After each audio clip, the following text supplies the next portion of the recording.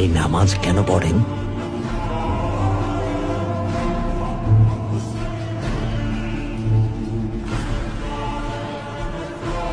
নামাজের মাধ্যমে শুকরিয়া আদায় করি। এর মাধ্যমে আল্লাহ তাআলাকে স্মরণ করি, আল্লাহর কাছে ক্ষমা চাই। আমরা ট্যাঙ্গারির কাছে প্রার্থনা করি, মোহাম্মদের কথা বলুন সাল্লাল্লাহু আলাইহি ওয়াসাল্লাম। ওসমান বেও এই নামটা যখন শোনেন ওটা বলে চুপ থাকেন।